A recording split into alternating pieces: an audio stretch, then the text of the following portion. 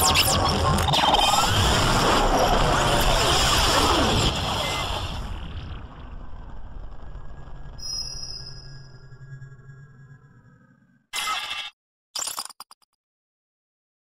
starting with the next few pictures are some scans.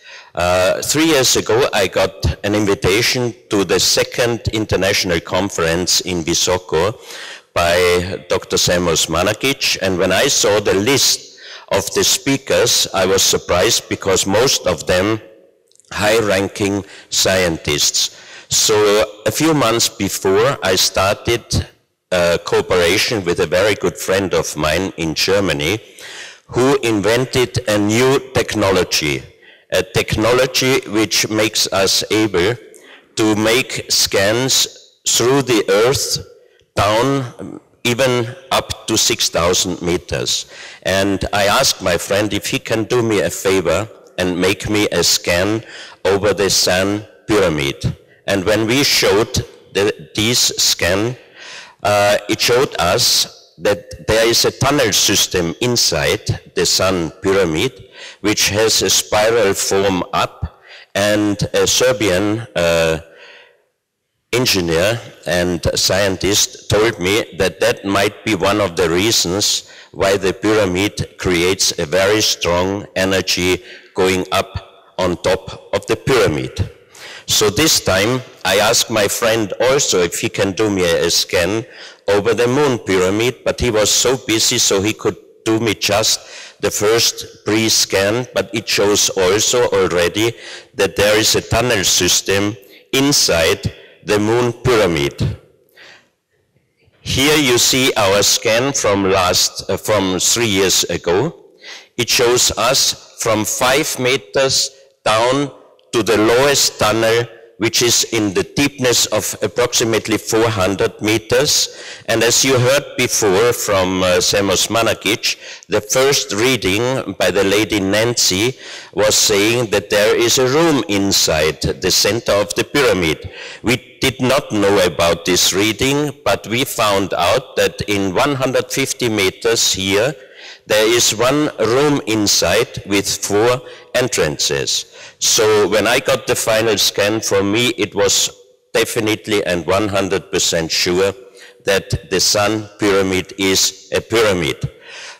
This time we found another huge, very big tunnel which is connecting here with the Sun pyramid, which is going up this way, cross underground under the river here, and joining here the Moon pyramid, but joining also part of the other pyramids. You would not believe it, but this tunnel is 170 meters deep underground. And you see here part of the Ravne labyrinth. Here are the main tunnels of the Ravne labyrinth, because there are hundreds of tunnels. It would be quite impossible to scan all in precise style, but you can see that there is so much more under the earth of Visoko. And I told yesterday to Sam Osmanagic, I said, Sam, congratulations, I think you are busy the next 50 years at least. And what I cannot understand is that Visoko and the government from Bosnia and Herzegovina is not accepting this really worldwide sensation. And we should learn, and they should help and assist him, which many countries, people from all over the world, they are doing already, because I'm quite sure this will be one or even the most important archaeological discovery of history. Here you can see this deep underground tunnel, another one, and here you see a big underground room, very deep under the earth. The question is, who was able to make such a long tunnel, 170 meters under the ground level? And for what purpose? This is the question.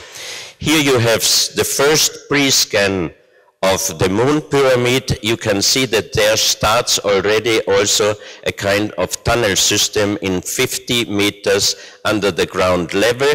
Here we have another chamber also in the center of the moon pyramid, which is 220 meters deep, and what we could detect with this new technology is in this chamber there are bones.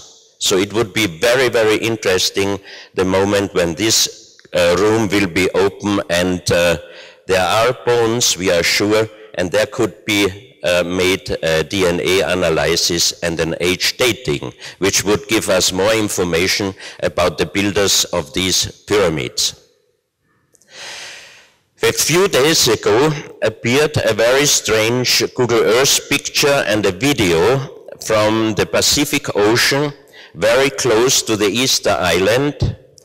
It showed us one very big tower. It looks like a tower and a smaller tower. So we did a scan over this area, and the result is really sensational, because the big tower is 4,000 meters high. The small tower is 1,400 meters high, and the material we detected is a metal structure. So the big question is, who could have been able to make such a man-made structure 5,400 meters under the sea level, because the top of the big building is 1,400 meters down from the sea level. We found here concrete material with steel, and also these areas are concrete material with steel. Nobody will believe us anyway, so we keep this for us, but I just wanted to show you what we might find even in our days, which was not discovered yet. This is another very strange Google Earth picture from the Pacific Ocean, close to the United States. For me, it looked not naturally, and we did also here a scan over this area, and you can see on the next picture how the structure under the sea level is. These are all so-called anomalies. That means hollow rooms on the bottom of the sea. What I forgot to tell you about the first picture I showed you, about the two towers, this location is nearly exactly on the other side of the earth from the Great Pyramid in Giza. Last May, I was invited to a conference in Japan, in Osaka. There are many strange stone structures. Some of them are looking like destroyed, a kind of pyramids, made out by huge stone blocks. Some of them are so precise, going one in each other, that it looked for me the same like in Sacsayhuaman in Peru. A perfect stone structure, and on top of one of these kind of pyramids, there is a stone parabole antenna. It looks exactly like a parabole antenna looking to the sky, and here you see the great-granddaughter of the famous Japanese emperor Meiji. She was there, she did a meditation, and a group of Shinto priests and shamans did on the same day a very big, it was 14th of May, and they told me that this is a very special day, and that these stone structures are being on this evening activated. Here you see another part. This art of artificial building is approximately 25 meters tall. You see that it is definitely not a natural formation, it is man-made. Also here you can see how precise the stones are joining each other. And many of these stone blocks, they have unknown symbols, and especially on this picture, you can see how perfect the stone blocks are joining one to each other. So definitely for me, this is not a natural structure, or these are not natural structures, these are definitely man-made. Here you can see the ceremony which we did on a 25-meter high kind of pyramid on top with the Japanese Shinto priests and shamans. They prepared it like the Shinto priests did all these ceremonies, and here in the center they were putting the skull. I tell you the story of the skull later on. Then I got an information from Manuel Palacios. He is a researcher in Ecuador. He found in the Yanganatis, this is a very dangerous mountain and jungle area in Ecuador. It is very famous because every year there are expeditions going into the Yanganati, because many of these expeditions, they have sometimes dead people, so you can see that this area is really very dangerous. But what did they find there? They found a stone formation which has the form like a pyramid. You see here Manuel Palacios sitting on one of these platforms. It is going down in the same scale like a pyramid. The Ecuadorian government sent a few months ago a delegation of archaeologists there, and the result, after checking it one day, the result was that this is a natural formation. You see the pictures here, you can see the whole one side. One block is talking to the other one precisely. So Manuel Palacios called me by Skype, and he asked me, could you be so kind and ask your friend if he can do us a scan over this area, because he was quite sure that this is not a natural formation. So we did a scan over this area, and it was not one pyramid. There are 3 pyramids connected with a huge underground tunnel, and there are also several cross-formed tunnels in the very close area. So if these are pyramids, and I cannot say if they have definitely the form of a pyramid, but we could find out with our scan that there are rooms inside. So it is definitely a man-made structure, and not only one, but 3 of them connected with a huge underground tunnel.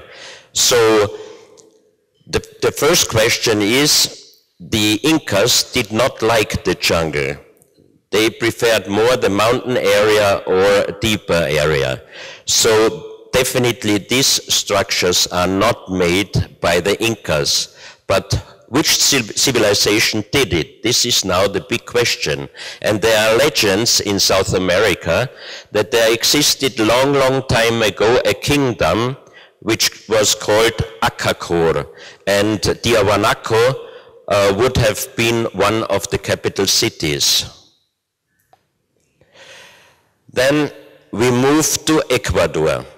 You can see here the tunnel entrance in an area which is called La Mana. It is a small town in the south of Ecuador, and in this area Engineer Sotomayor, an Ecuadorian engineer, was working for a British gold mining company. And while they were digging, they found a tunnel entrance. And in this tunnel entrance, they found over 300 artifacts which do not fit any known pre-Columbian culture. And I will show you now some of the most interesting artifacts he found there. One intriguing artifact is this. We called him the World Stone Map. It's a very heavy, 350 kilogram heavy quartz stone. granite quartz stone, and there is one natural quartz line here, and all the other lines are engravings. And you can see here North America, South America, one island in the Atlantic Ocean which does not exist in our days, and on the other side of the stone here you see Italy, Greek. Here, approximately in the area of Middle East, there is an eye inlay, and the natural quartz line is combining and going around this world map stone. You see here a close-up, here Italy, Greek, Mediterranean, and an eye inlay.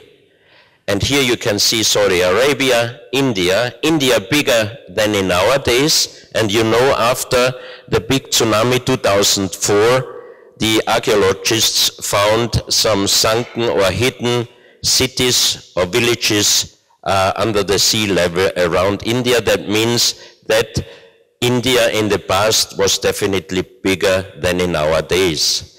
And in the Pacific Ocean here, you have in this area all the Japanese islands and Taiwan. But from the northeast Japanese islands until far after Taiwan, there must have been once a continent. And Professor Masaaki Kimura, the undersea geologist from Japan, who did all the researches on the man-made structure Yonaguni, a very, very big man-made structure, 25 meters under the sea level in Yonaguni, the southeast Japanese island. He wrote a book about the sunken continent Mu, and he explained upon his researches that there must have been a continent like engraved on this world stone map. Here you see a close-up of this eye inlay, and this is the reverse side, and you see here the natural quartz line is passing the Atlantic Ocean, is passing Venezuela, and ending up here on a place where today is the Bay of Guayaquil. There is an inlay, and then an inlay going up here, and here you have another inlay, and this is exactly the place where all these strange artifacts were found. So, if we have continents which do not exist, like Atlantis and part of the unknown or sunken continent Mu, this world stone map must be at least older than 10,000, 12,000 years. And we have again here the approval that legends, including a big percentage of reality. But the next question would be, who would have been able to make such a precise world map in stone, approximately 10, 12,000 years, or maybe even older? One of the most interesting artifacts found here is a pyramid with an eye inlay here and 13 steps. It looks exactly like the pyramid with a shining eye on the $1 US. And when I showed this pyramid in some of my conferences and they were showing it on YouTube, I got reports saying that, be careful, this man is an Illuminati because he always shows the eye of the Illuminati. But be sure, I am not an Illuminati, not a Freemason, not anything. And this pyramid and all the other artifacts are definitely much, much older. They have nothing to do with Illuminatis, but what they do have is a very, very big image and power. That's why many civilizations in the past were using the pyramid with the eye. When you put this pyramid and also some following artifacts under ultraviolet light or black light, the inlay works are shining very, very brightly, especially here the eye. This is the natural color, and this is the color when you put ultraviolet light on it. And also very strange is the inlay work they did on the bottom of the pyramid. You see here in little gold plates the inlay of the Orion constellation, and here an unknown writing. The same unknown writing we found on stones in Ecuador, in Colombia, in United States, in France, in Calabria, Italy, in Malta, in Turkmenistan, and even in Australia. That means there must have been in the past a global civilization, or at least global contact. But if you take, for example, the Bible, there is written until the building of the Tower of Babel, they all spoke one language. Nobody accept these unknown writings in each of the countries I mentioned before, because nobody can translate this writing. But there was one man, Professor Kurt Schildmann, he was the president of the German Linguistic Society, and he was able, he didn't say he translated this language, he said he could decipher this language. And he wrote me that this writing has a similarity, a light similarity with the Easter Island writing, and also with the writing from Mohenjo-Daro in today's Pakistan. And he called this writing pre-Sanskrit. And you would not believe, but many of these same writings I could see in Visoko a few days ago when I visited the laboratory with the archaeologists. They found some artifacts, and I'm quite sure that it is the same writing like we found the writing all over the world. And that will be very interesting for further researches for sure. Then this stone shows you how this pyramid should have been holded. You see here the eyes, you see the right arm holding the pyramid, and on top holding the left hand. This stone shows a man sitting, holding the pyramid as it was shown on the picture before. He has a kind of helmet on his head, and here goes, it looks like an antenna which shows up to this symbol. And from his eyes are going rays out, and here you see two bowed persons. Here you have the helmet, which was also together with the artifacts, and you can see that here is missing one part, this part which shows like an antenna. Then another interesting artifact from the same place is this big jade cup with 12 little jade cups. The 12 little jade cups, each one has a different size, and we filled them precisely with water, and we put this water, each little one, into the big big one, and it was completely filled. So here on the little cups you have numbers, and if you know the Mayan numbers, you think these are the numbers, but they look like, but every time with a little difference, but they might have a connection even with the Mayan numbers. And on the big cup you have a perfect star installation inlay, and the most interesting for me was we did tests with a magnet. The big cup inside is completely magnetical, outside not, except in the center of these three stars, which are showing also a pyramid. And I talked with many geologists, and they said this is impossible, because if the jade cup includes iron particles, it must be magnetical from both sides. This cup is only inside, and only here in the center of the three big stars magnetical. Here you see a close-up, and you see a perfect star installation inlay in this jade cup, and also the star inlays are shining brightly when you put this artifact under black light or ultraviolet light. Here close-ups of the small cups, and you see the similarity with the Mayan numbers. This jade plate has the same star constellation inlay like the big cup, and the two figurines looking up to the sky.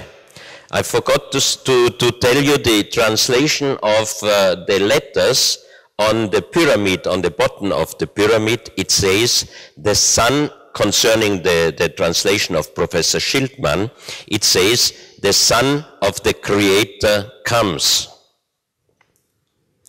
Here a photo under black light, and here we have a very interesting piece. This was the form, this stone had the form of a heart, but is broken here partly, and you can see the changing from light brown to black color. And if you look here, you can see the face with closed eyes, with a nose, with a mouth, with long hair and a beard. So, if I would like to make a sensation, I could have said, now we have a big cup and we have 12 little cups.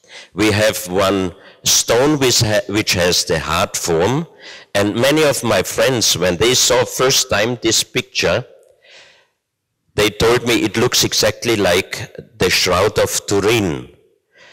I'm sure that these artifacts are much, much older than 10,000 years.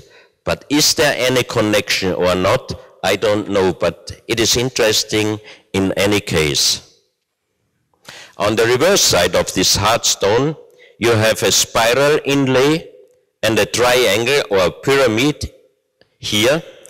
And this stone, the side of the stone is completely not magnetical. The only magnetical point is exactly here in the center of this little pyramid. Then they also found a head of a cobra, and cobras never existed in South America. And for the official archaeologists in Ecuador, this collection is not original because, for example, cobra never lived in South America. The cobra head has on his on one side 32 lines and one dot. That means the number 33. And on the left side and right side, you have 7 points. So we have here the very important numbers 33 and 7. Here the cobra on the black light, and the text says the cobra head has 33 lines carved in the Hindu mythology. There are 33 god and goddesses. The 7 circles represent sub-chakras in yoga. So that's what I said, that those artifacts do not have any connection with any known pre-Columbian culture. The oldest pre-Columbian culture is the so-called Valdivia, and it goes back approximately 4,000 to 6,000 years. The Valdivia culture has a very, very great similarity with the oldest Japanese culture, which is called the Jomon culture, and which dates also 4,000 to 6,000 years. So these artifacts should be either older than 6,000 years, or they were brought from Middle East to South America. Here the cobra head under ultraviolet light. This is a big snake made out from jade material, has also inlays, and also these inlays, as you can see here, if you put ultraviolet light on it, are shining very strong. So of course all the scientists are saying, if these are really old artifacts, nobody had ultraviolet or black light in the past anyway.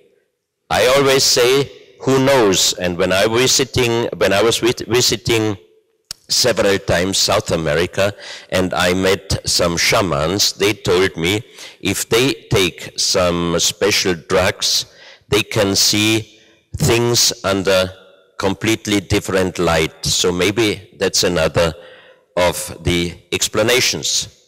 Then we have another thing which has nothing to do with pre-Columbian culture, the Kundalini. You can see here the energy is going, the sexual energy is going on the back side up to the third eye.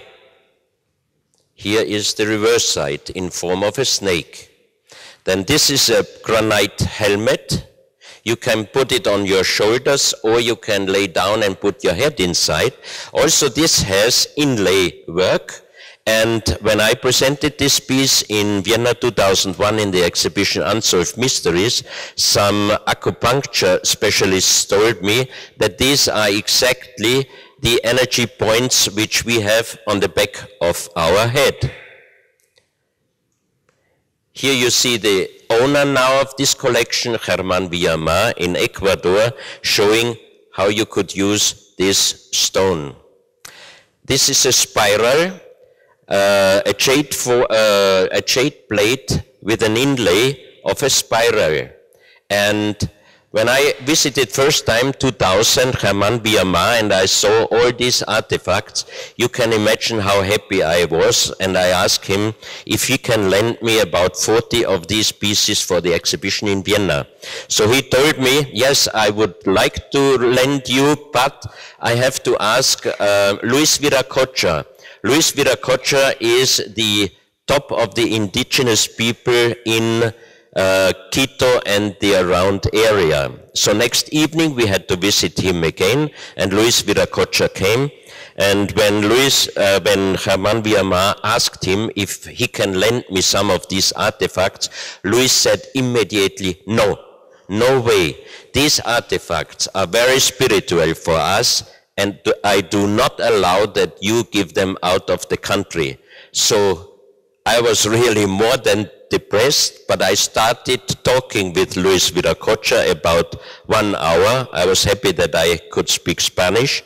And suddenly he took a small magnet on a string, and we were three of my friends and myself, and he gave this little magnet on the string to one of my friends, and he said he should the magnet a little bit in the center, over the center of the spiral. And he did it, and suddenly the magnet started turning in circle form until outside the cup, and then it was turning like a perpetuum mobile. He asked the second and the third of my friend, and then he asked me to do so. So I was holding this magnet over the center, and it did nothing. So I was pushing it, and it didn't move. And I was pushing again, and then I was laughing, and I said, Luis, I don't know, but it doesn't work with me. So he looked at me, and he asked my friends, do it again. The first one did it, it was working. The second, the third, and then he asked me again. And I was putting it again over the plate. This is a photo from this moment, because my friend made a photo, and I was holding it. And I wanted to stop, and Luis said, no, continue. And I was holding it, pushing it, a little bit tricky, but the magnet didn't move. And after a while, he said, okay, I was putting the magnet down. He turned around to Germán, and he told him, Germán, you can give him the pieces. Why? I don't know. But I was happy, believe me. Another very interesting piece is this jade plate with 7 circles, in different size and different colors. A few months ago, I got a telephone call from a Russian physicist, numerologist, and mathematician. And Mrs. Svetlana asked me if I could be so kind and send her a high resolution of this photo of this artifact because she can make the matrix. And she asked me if I would be interested in that she makes my matrix. The only thing she needs is my name and my birthday. And I said, of course, I would be happy if she can do something. And then a few days later, she called me again and she said she was really shocked when she saw my matrix, because she said she did many matrices for many persons, but she never had such a matrix exactly like these circles, not only the thickness of each circle, also each color was exactly like my matrix. And I asked her, what does that mean? And she said she does not know yet, but she tries to find out. This is another stone from the same collection. You can see here, again, a pyramid with the eye. You see here spirals and many unknown symbols. Another stone with pyramid with the eye and 3 stars inlay or in carvings, which are exactly the same like the 3 pyramids on the Giza Plateau. And then many ceramics which definitely look for me like figurines from Asia, but definitely not from South America. This, for example, for me, looks more like Japanese, but not like South American. And this is a very, very interesting ceramic. The work itself is incredible, because the completely ceramic is hollow, even this ring here, and it is one piece. The question is, how did they make this ceramic? Because the whole thing is this high, approximately. And here you can see long skulls, or elongated skulls, as we found many all over the world. Now we change, we go to China. Here, the next few pictures are Chinese pyramids. And you can see that they are also covered with soil, and even the Chinese government was putting trees on it so that the image of pyramids disappears. Question is why they are doing this. This is another pyramid in China, another one here. Here again, one with trees on top. And here is my friend Andre de Smit, who visited all these pyramids, and he gave me a lot of information and pictures. And you can see that the government prohibited to going up on the pyramids, but he did it. Here another picture, because he got invited by a light airplane, meaning one pilot. It's a very little airplane, and he could drive over the pyramids, and he made really unbelievable pictures. No questions, these are all definitely man-made pyramids. Here is one model of the biggest one they found until now. And here, these are round pyramids. I got this and the next picture from a Chinese archaeologist, and she found these pyramids in southern Mongolia, in China.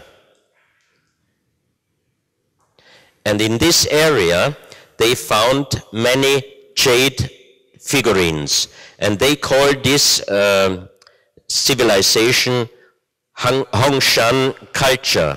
And the age dating of these pieces is approximately 4,000 years. But you know that jade, the material jade, is very hard to work with it. And to make such wonderful figurines 4,000 years ago, minimum 4,000 years, that I have to say, then it is really a fantastic masterwork. The question is why they are showing many, many very strange figurines. And this is from the same area, but it is a bronze statue. And when I saw this picture, first of all, I thought this is definitely Egyptian. It's Isis, because it looks exactly like ISIS. And there is a Korean researcher and several scientists. They did excavations in Korea and in Mongolia and in Manchu, and they found a lot of big jade figurines. Here is a photo of the ISIS. This is Mr. Che, the researcher in Korea, and he provided me with a lot of material, photos, explanations about his research. And these following pictures are all jade, pure jade, but always painted black with a color which they could not find out what kind of color they used to make the surface of each figurine black. But for me the most interesting was from the beginning the different symbols, because every of you might have seen on internet or in some television reports the excavations of the Moais in Easter Island, because they found out already many years ago, Tua Hayadal found out that many of these Moais are going deep, deep, deep underground. And they are now excavating several of them. And I saw close-up pictures from the backside of these Moais, and there are many unknown symbols, and you would not believe it. Many of the symbols are exactly the same like here on these in Asia found jade figurines. And why are they black? So I was wondering why these figurines are black, and I asked my friend, please be so kind, whenever you have time, do me the favor and make a scan over the Easter Islands, over the Easter Island. And what did we find? We found out that always in a certain distance behind a moai, there is a very, very deep underground grave, because we could see material like bones, which shows us it is a grave. And we also saw that there is gold inside in those graves and also precious stones. But we know that there never was a gold mine or gold digging or precious stone digging on the Easter Island. So the question is, where did the gold come from and where did the precious stone come from? So I was checking all the books from Tua Hayadal, and in his first book, after he did the first expedition to the Easter Island, I found at the beginning a wonderful sentence. He was writing, first of all, when I arrived and I had the chance to talk with the oldest people on the Easter Island, they told me that long, long time before us, they buried the kings here on this island. So for me, it is clear that these graves must be very important graves, because otherwise they would not include gold and precious stones. So this is for me another point where I think that the so-called sunken continent Mu definitely existed in the past. And maybe from this continent Mu, the Easter Island was the place where they really buried their kings. Hopefully, one day the archaeologists are believing us and really trying, at least opening one of these graves. It would be the most sensational, because they will find bones there, and that means with bones they can do age dating, and if they of course might find these, there might be a chance, even the skeletons are very, very old, that they could do a DNA analysis and find out who were those people buried on the Easter Island. Also here you see some of these symbols. Here also again, always the same strange symbols. But again here we have very strange figurines, partly human body, but very strange animal heads.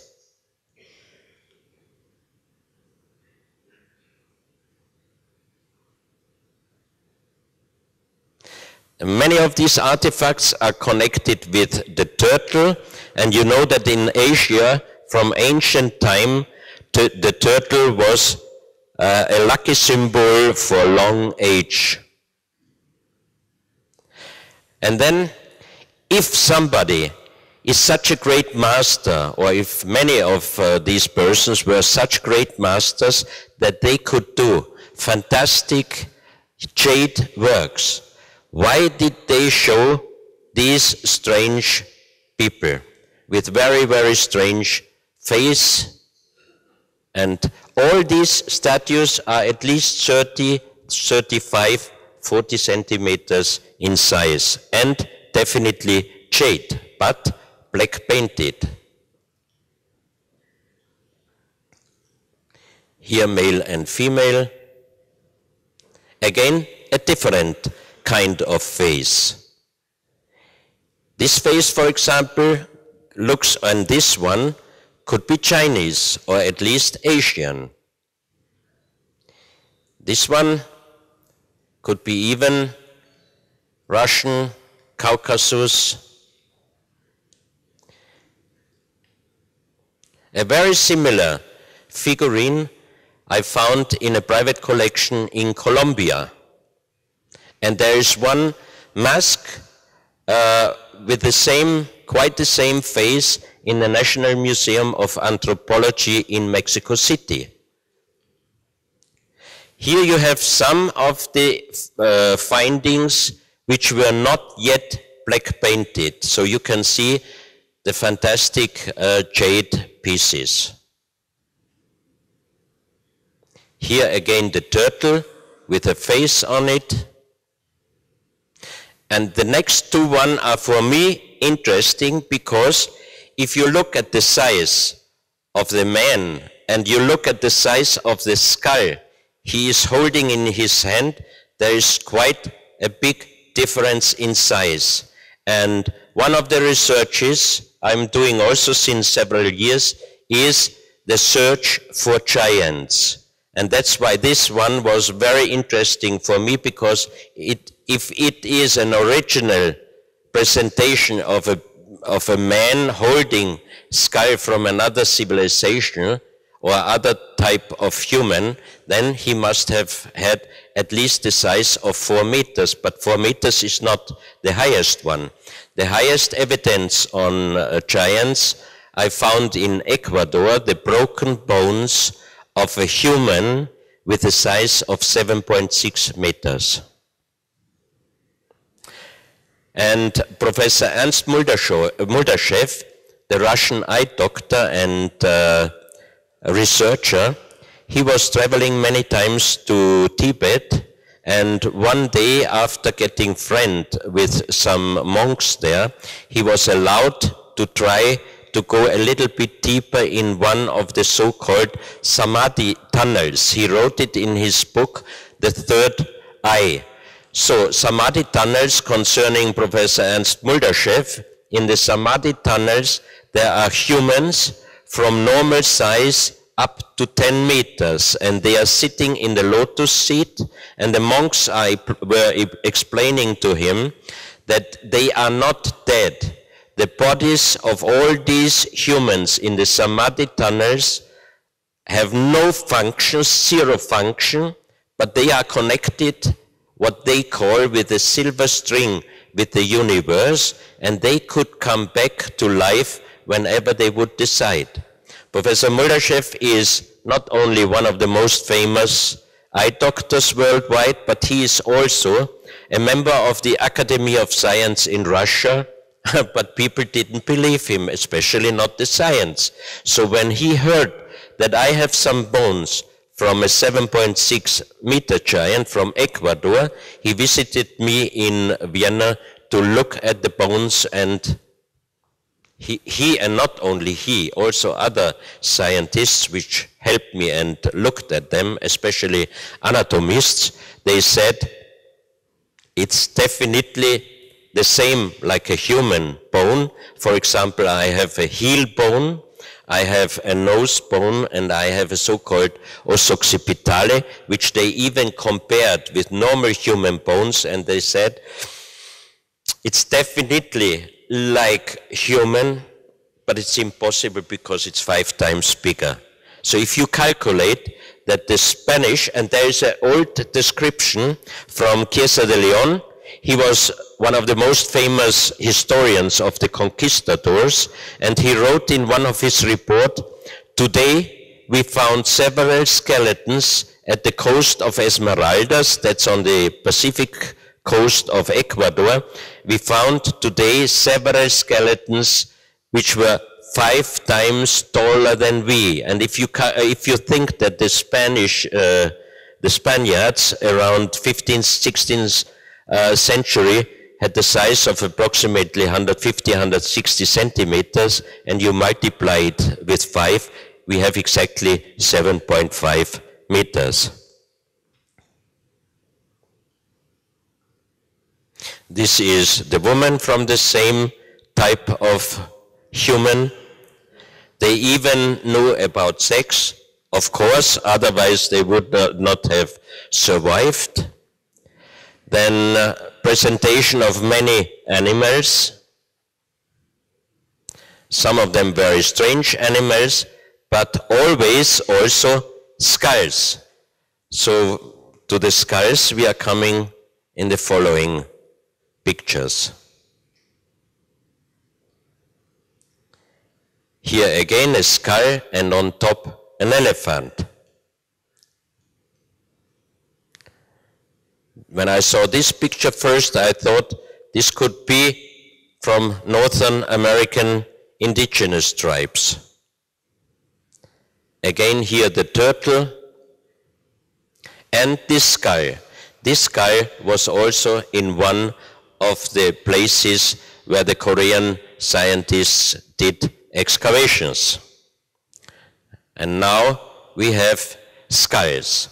When I had the exhibition 2001 in Vienna, I was able to present 6 crystal skulls, and Dr. Rudolf Distelberger, he was the director of the treasure room of the Kunsthistorisches Museum in Vienna, and he was a good friend of mine.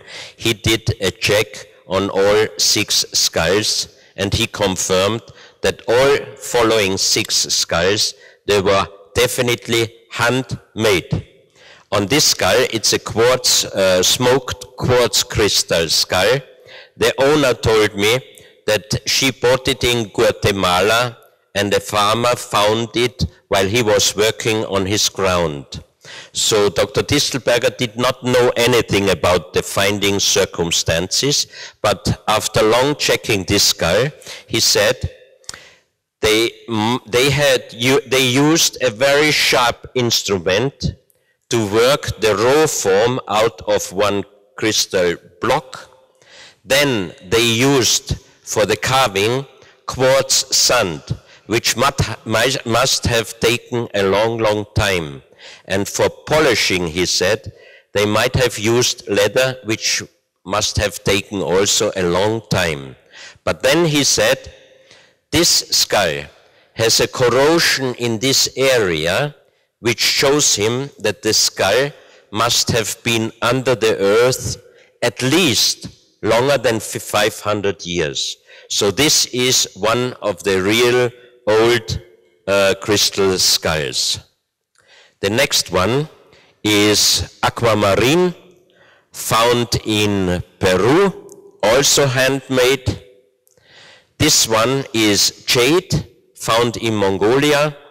And when I started this research and when I was planning the exhibition, I have to tell you, I did it because I was the biggest skeptic.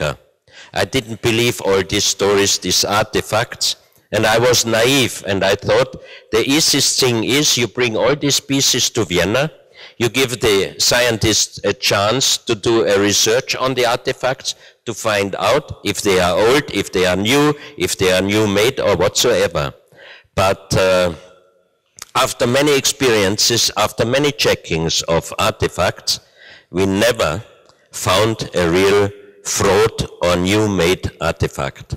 And of course, at that time, I didn't really believe in crystal skulls. They can give you information and so on. So one day, when I had the exhibition 2004 in November, end of November, a Russian shaman, Nina, for me one of the greatest shamans on earth, she asked me if it would be possible to go with me through the exhibition after 9 o'clock, after closing, and she can give me some information on some of the artifacts. So she did give me a lot of additional informations, but then when she arrived in front of the crystal skulls, she meditated, and when she came back from meditation, while meditating, she was speaking in a language which I never heard before in my life. Then she was talking in Russian to the translator, and the translator told me. She said, the first information of this skull is for me, and his information is, you will find and excavate in the near future many things from the earth, but you have to leave after the excavation the earth in a very good condition. And as I am not an archaeologist, and I had no idea of ever digging some place for artifacts, she was right, because with the new technology of my friend, we are already negotiating with several governments to give them places where they can find unknown archaeological sites. And the second information she gave me was, and it was end of November 2004. The second information was, in a few days, a big wave will kill hundreds of thousands of people, and you all know that on 26th of December 2004, the tsunami in Southeast Asia killed definitely hundreds of thousands of people. So from that moment on, I had to believe that crystal skulls do have informations. This is lapis lazuli from Brazil. This is rose quartz from Ukraine. And this skull was found from a farmer in Mexico, together with 3,000 unbelievable artifacts, which I will show you later on, some of these 3,000 pieces. This skull for me is definitely old, and it's hollow inside, which is very strange, because usually the skulls are completely. This skull was found in South Bavaria in a wooden box. The wooden box was in a leather box. On the leather box was a name written, Otto Rahn. Otto Rahn was, before the Second World War, an SS archaeologist, and he was searching for Heinrich Himmler, the Holy Grail and the Ark of the Covenant in Rennes-le-Château and in Montségur. So this skull was found by Otto Rahn, and the skull was on a transport on the last train leaving Berlin in direction to Praha, but the train never arrived in Praha, and we have the transport list, and on this transport list is definitely written crystal skull, owner Heinrich Himmler. So that means this skull is definitely connected with the Knight Templars. And Dr. Distelberger did also a check on this crystal skull. He said he is not that old like the others, but he is also handmade and at least a few hundred years old, but maybe even older. But in any there is no question that this crystal skull was not belonging to the Knight Templars. This skull you saw before on the picture of the ceremony in Japan. This skull was owned by a young man, and the story, and it's not just a story, it is known that everyone who bought this crystal skull got very big troubles. And the last owner was a young man in United States, and he wanted to get married very soon, but after he bought this skull, 1 month later died his fiancée. So when he met Nassim Haramein, who is a very, very famous physicist living in Hawaii, and he's a good friend of mine, he gave this skull to Nassim Haramein, and he said, I do not want to have to do anything with this skull anymore. Nassim Haramein brought this skull to Germany to a conference 2.5 years ago, and he gave it to me, and he said, you can keep this skull here, and whenever you make an exhibition, you can show this skull in the conference. But I told him immediately, Nassim, I don't want to own this skull, because I know the history. And I said, I keep this skull, but we promise now something. We try to find out where this skull belongs, and we bring him back. And Nassim agreed. So I always say the skull must help me also, because I by myself cannot find out where he belongs to. But I'm quite sure there will be someone who can tell us where he belongs. When I had a presentation in Paris last May, there was Humboldt's man. Humboldt's man is one of the most famous elders of the Mayans. And when I showed him this skull, first moment he was really big surprised.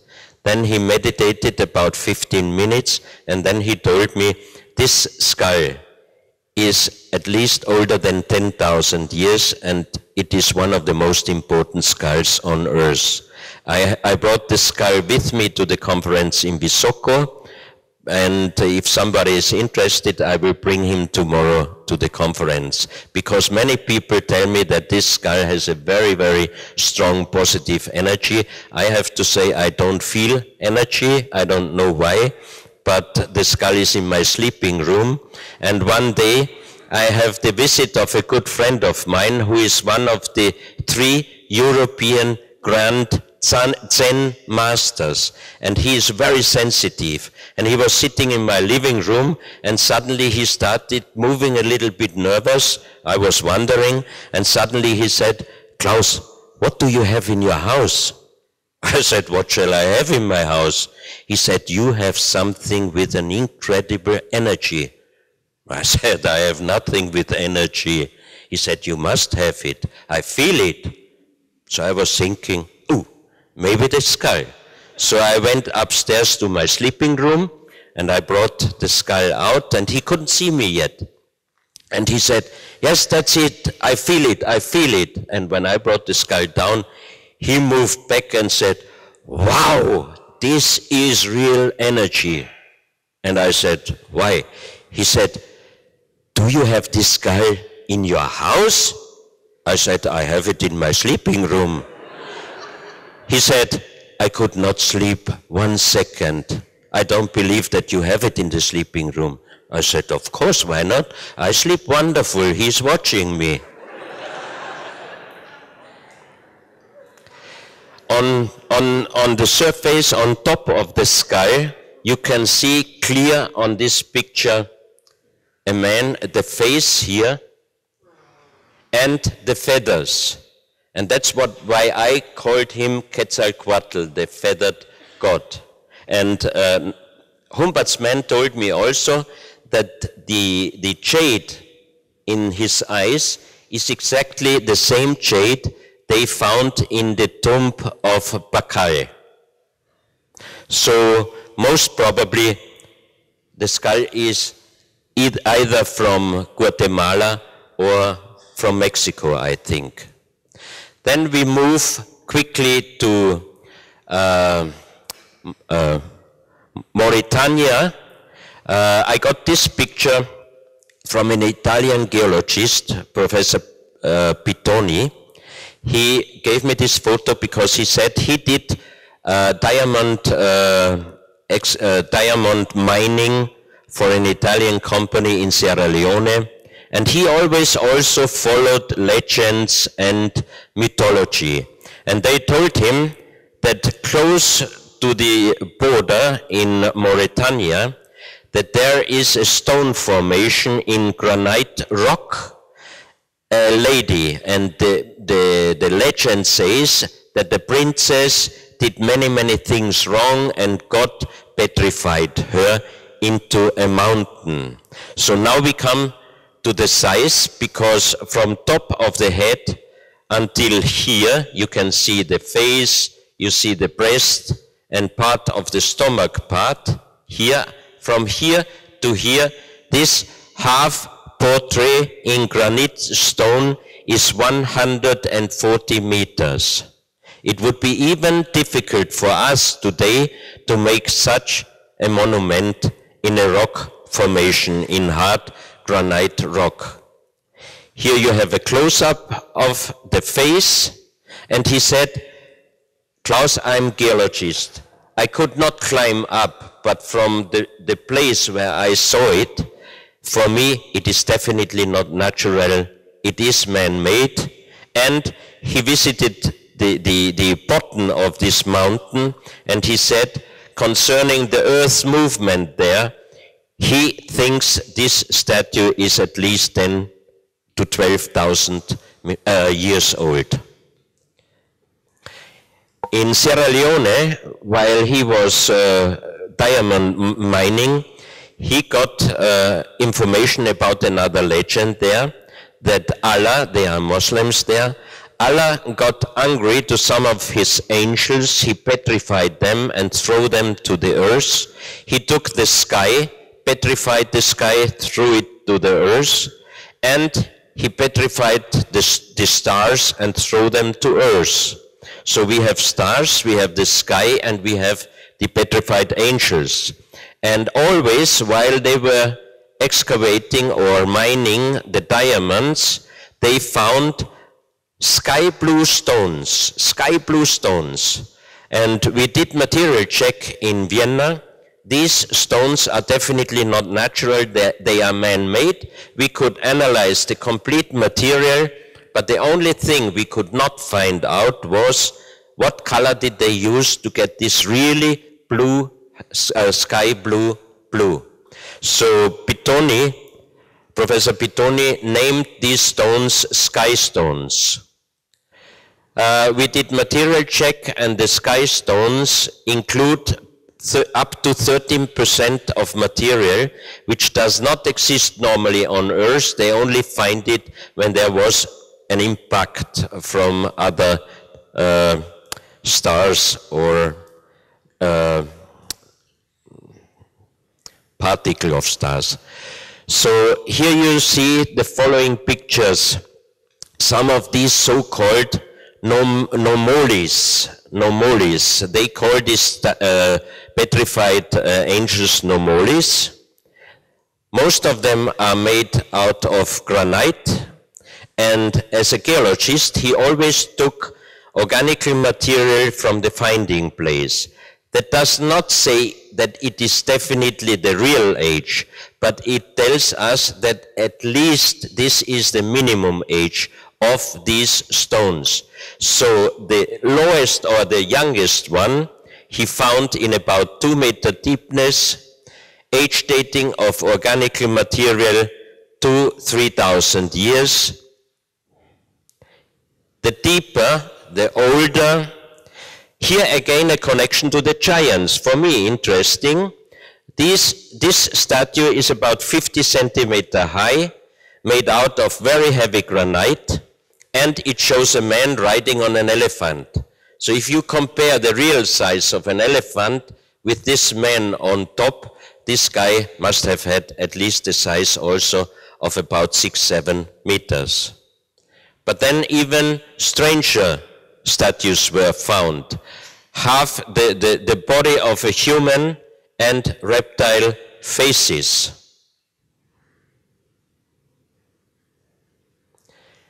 I hope nobody will say when they see these pictures, be careful, Donna must be a reptilian, because he always shows these pictures.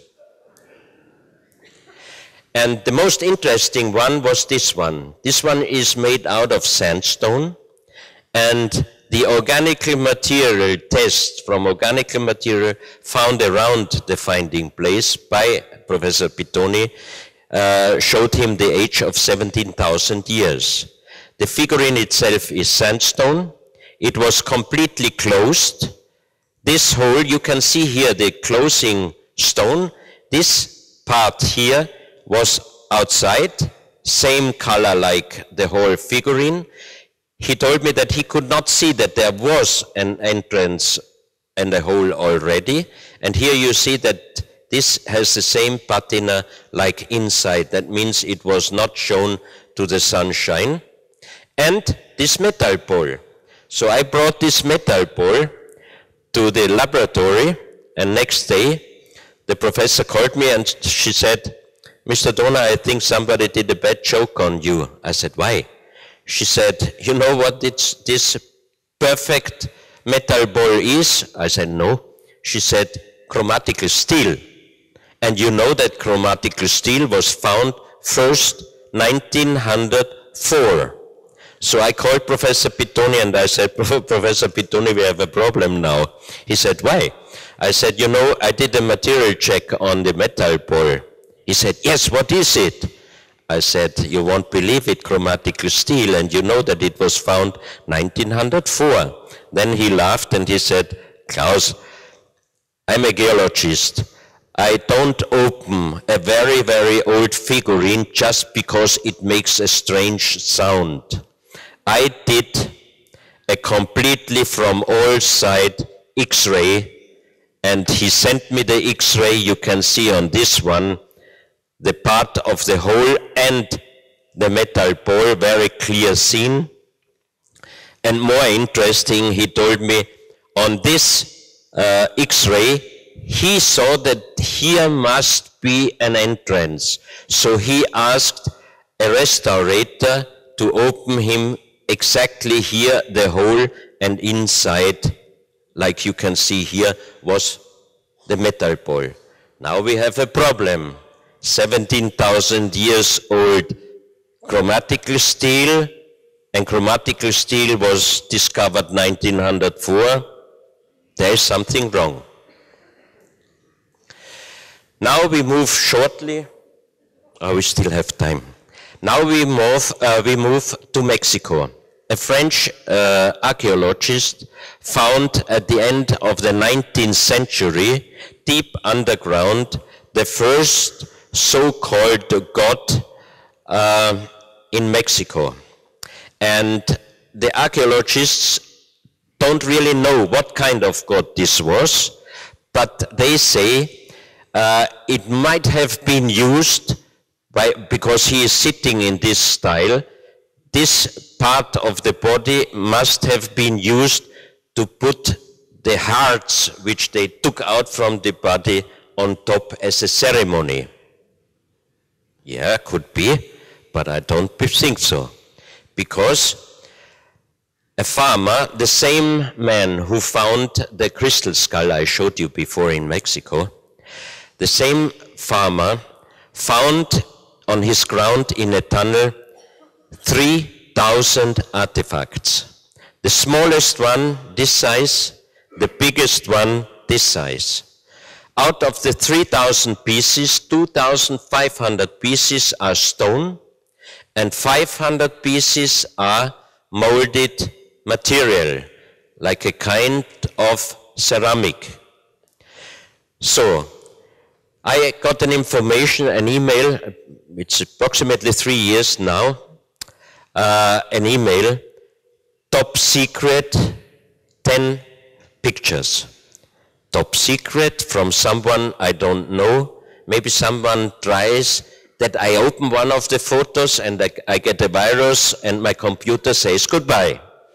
So I was very carefully and I checked one by one through 2 of different virus killer, and I couldn't find a virus. Then I opened the first picture and I watched all 10 and I just thought, this is not real.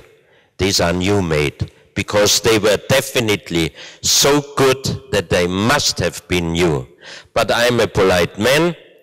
I wrote many thanks to the lady to Mexico City, and I said, it looks very, very interesting, but how you think, why did you send me those photos? Why don't you ask scientists in Mexico or researchers in Mexico? She wrote me back, I was thinking already many years how to present these species, but I know that they are so incredible, unbelievable, that I was looking for the right man, and I watched some of your interviews, and I think you are one of the honest ones, and that's why I try to make a contact with you. I said, okay, but believe me, with 10 photos, even I cannot believe that these pieces are original.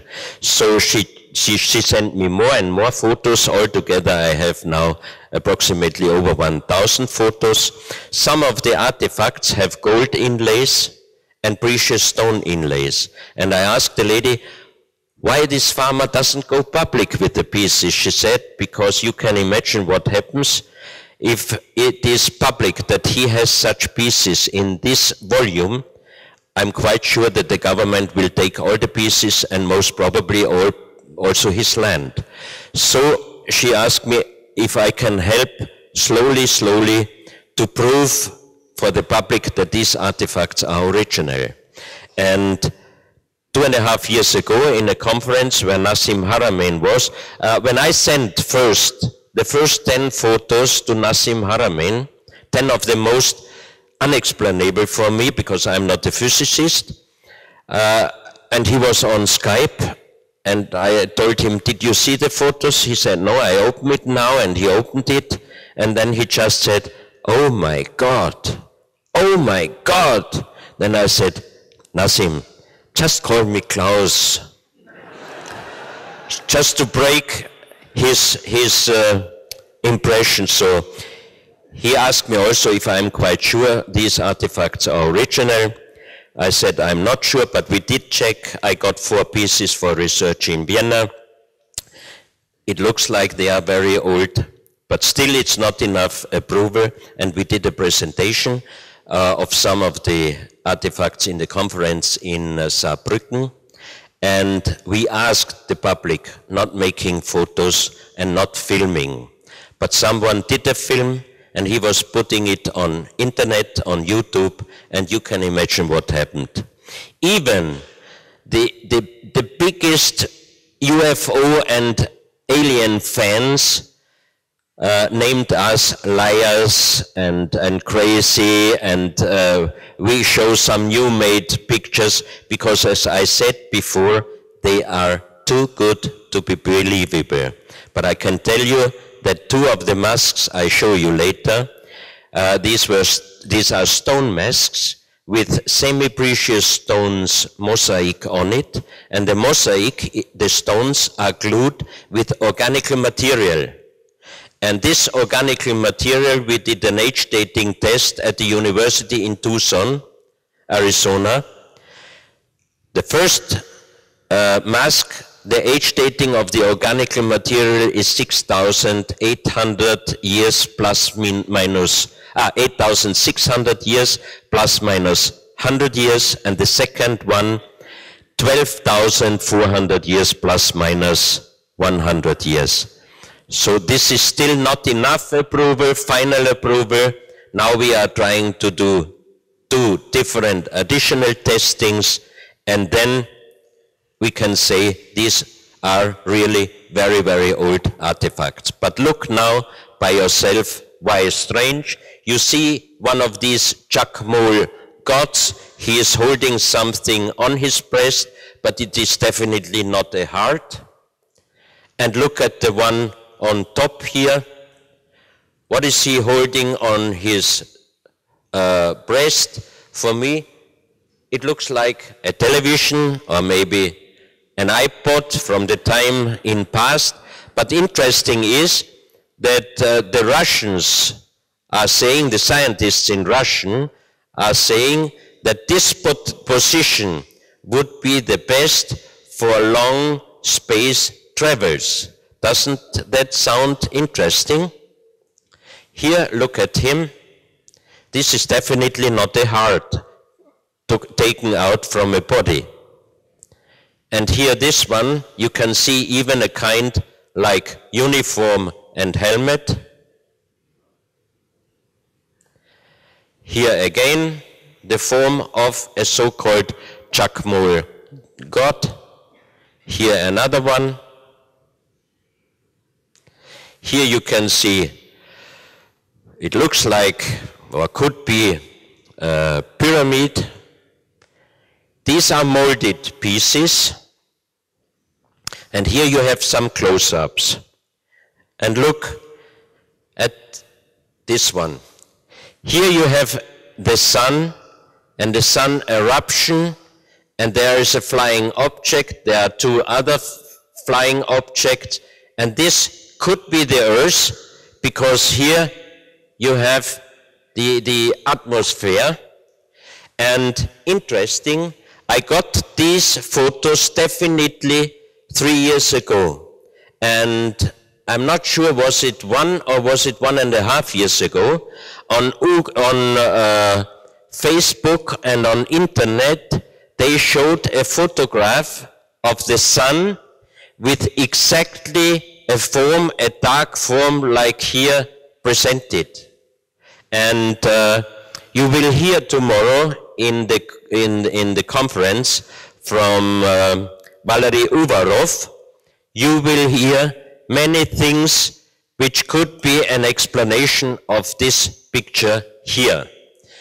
On this object you can even see very strange persons looking out of a kind of windows.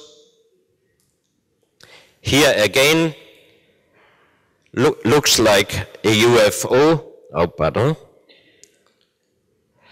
and also a very strange person with very big eyes. Here again, it looks like a UFO. This is the top photograph of the one you saw before.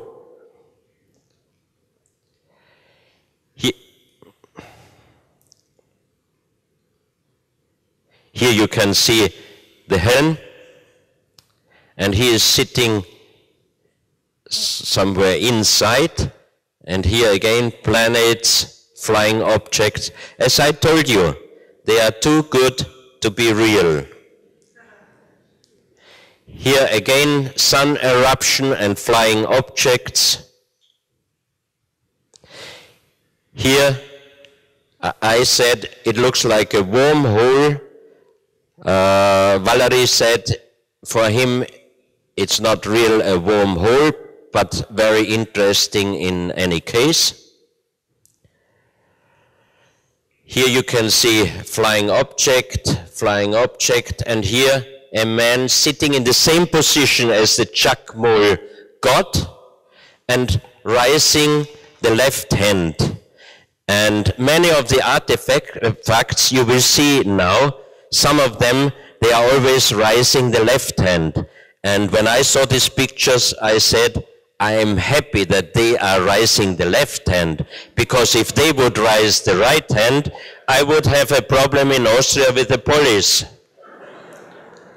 They call it Wiederbetätigung.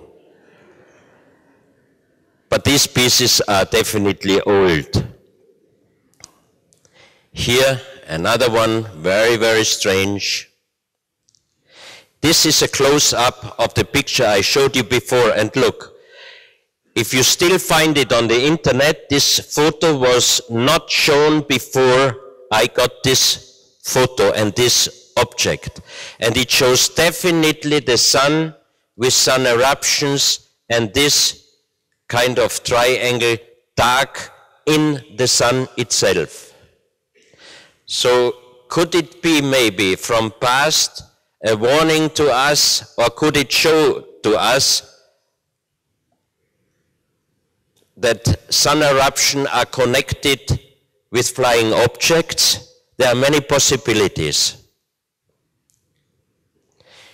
Here you have planetarium, but not our system, I don't think so. Here you have a picture of many of the masks, many strange, all different kind of types of masks. And you can see some of stone, some of molded, some of them, but most of them here in stone. How can a farmer who has no money make 3,000 pieces and even some of them with gold and precious stone inlays? I don't believe so. And maybe this December I can fly with one friend researcher to Mexico. We might get the allowance to make a complete documentation of all 3,000 pieces and checking them by ourselves. This is one of the masks we did an age dating. You see, this is a stone mask with a mosaic on top, and this mosaic is glued with an organic material. And we took out part of the gluing material, and as I said before, the age dating is really, really impressive. This is the reverse side of this mask. You see a kind like UFO and someone in a sarcophagus. Interesting, this one, it is stone, this size, has 2 eye inlays, and the position on many of the pictures, the hand position is exactly like they found the position of the mummies of the pharaohs. This looks like one of the very big Nazca lines in Peru. Another mask, pure stone, but with this ink carving on the reverse side. Another mask with this person raising the left hand.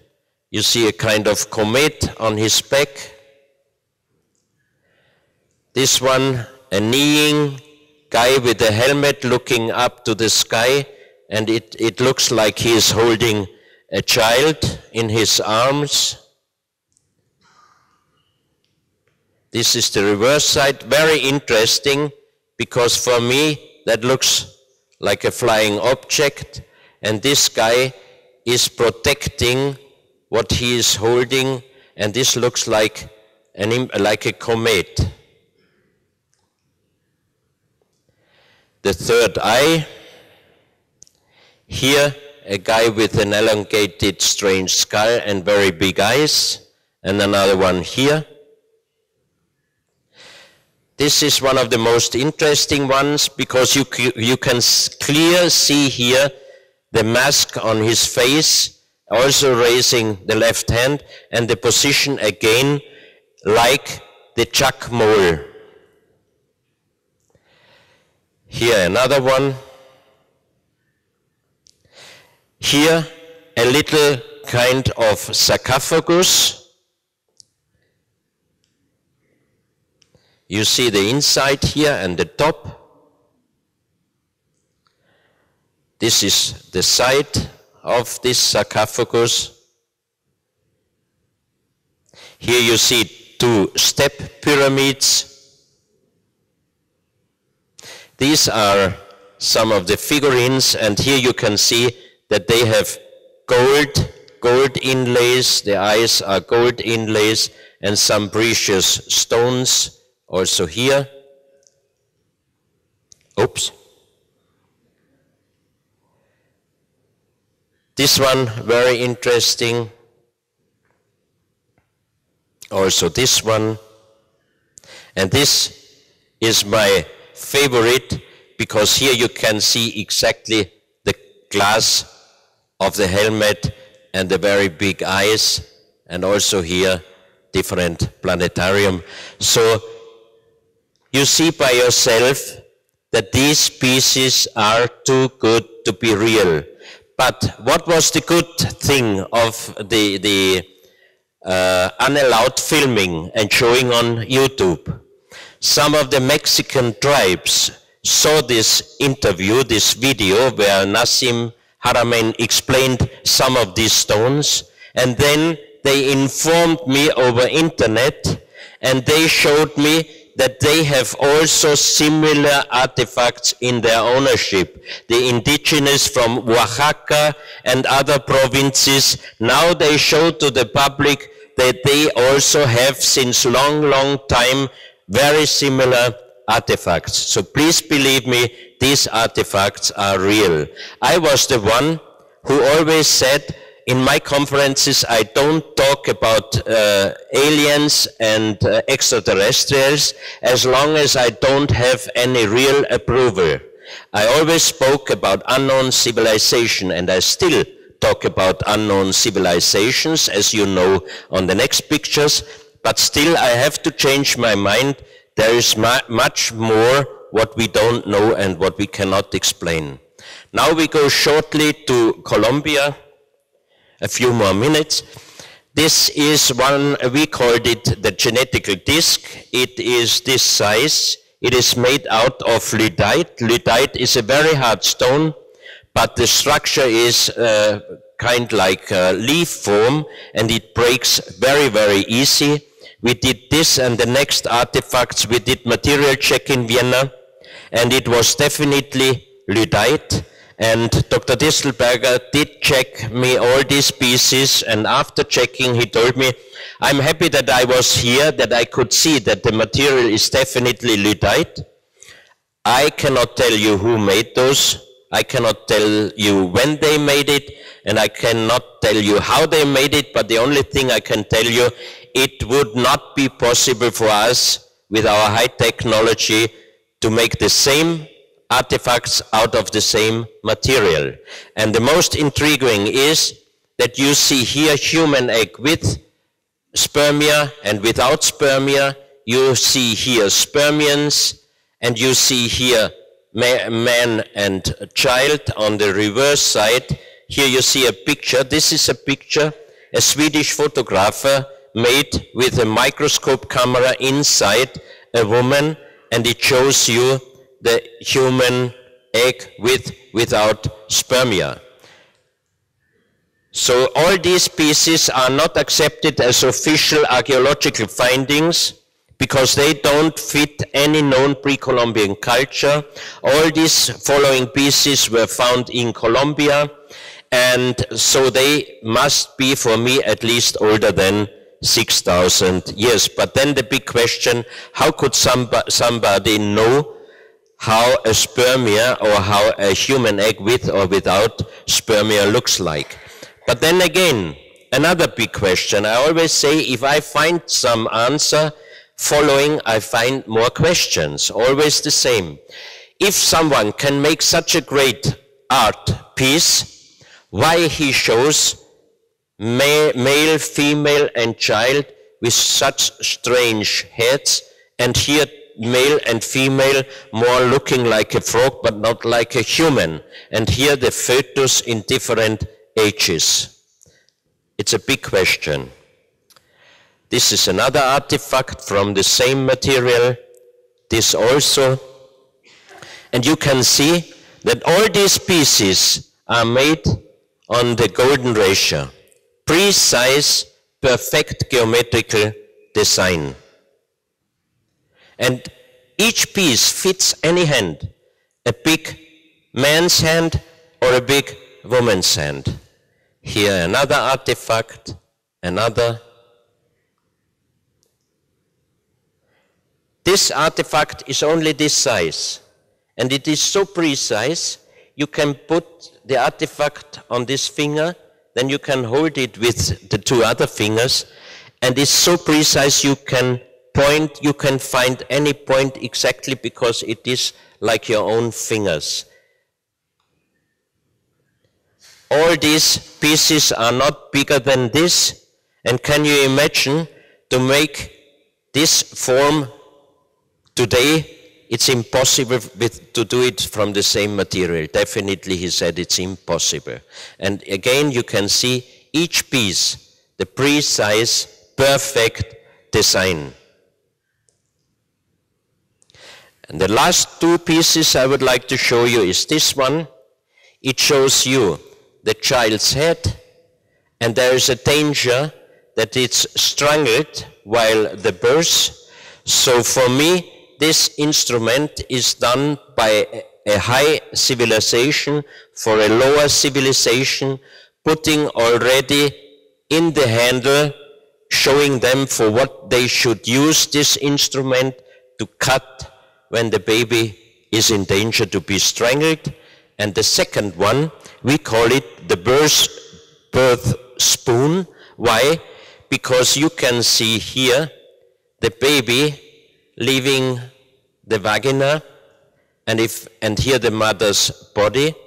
And when I had this instrument in Vienna, I asked several doctors to hold it, and they told me that this instrument would be even safer than our today's instrument when there is necessary help for the birth of the baby.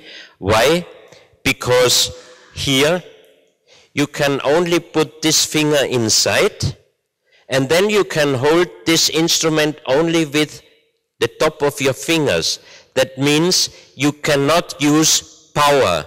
You can only use your finger feeling. That really it would be safer than any of our today's instruments. And you can see also here a perfect, precise design. My time, unfortunately, is out. Do I have a few more minutes? Yes? Okay. Then I just would like to show you a few more pictures. This is Santo Ecce Homo Monastery in Colombia, built 1620. It's in an area very close to the village Villa de Leyva, where you can find today millions of fossils. They even find there dinosaurs' eggs. And this is Professor Jaime Gutierrez, the owner of this collection I showed you before. He brought me there, and we could see that the monks, when they built this monastery, they used even fossils to build the floor and some of the walls. And they found in this area petrified, cultivated fruits and vegetables. For example, here, pineapple.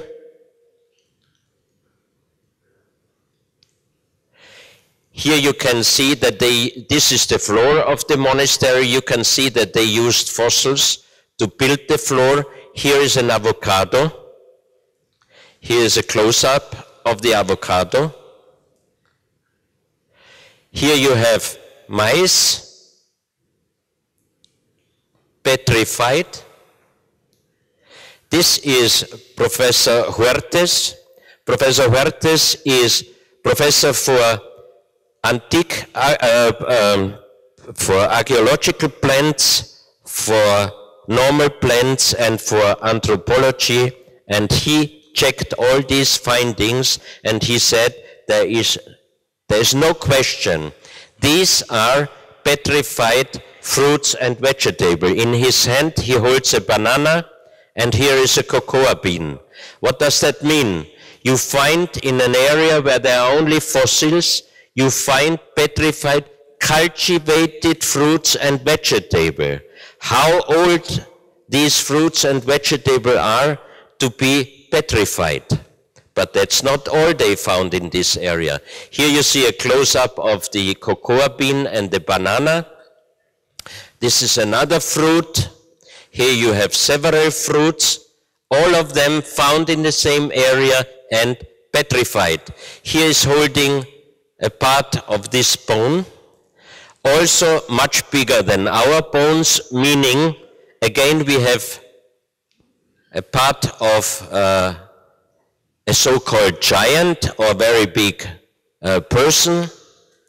And they also found in the same area a petrified hand and a petrified foot skeleton of a human. The geological dating of this stone material in this area is between 120 and 140 million years. Here you see a close-up of the petrified hand fingers. And in the same area, they found petrified bones showing an animal which they cannot find out what kind of animal this is. There is no comparison. With big eyes, with a flat skull, but some of them, they even have hand rings, like this one here. Here you see big eyes, flat skull, tail, and a hand ring. These are all bones and petrified. And here you have the skull of one of these animals shown on the petrified bones. Also this bone, this skull is petrified, and this carving was definitely done before the petrification. Wonderful in carvings, and also these two animal bones are carved. Here you have a close-up, and here you have the front view of this petrified skull. So the big question is really, now we know that the oldest human civilization, highest civilization, is 6,000 years old. The Bosnian pyramid is at least in an age between 20 and 30,000 years. That means we have already a big missing link. Then we have other artifacts which are showing us that high civilizations lived on Earth even 50,000, 100,000 years, and most probably even million years. And that's what I think, that several times in history of the Earth there was a global catastrophe, not only one time, several times. And we don't know, was it a natural catastrophe or was it done by the civilization at that time?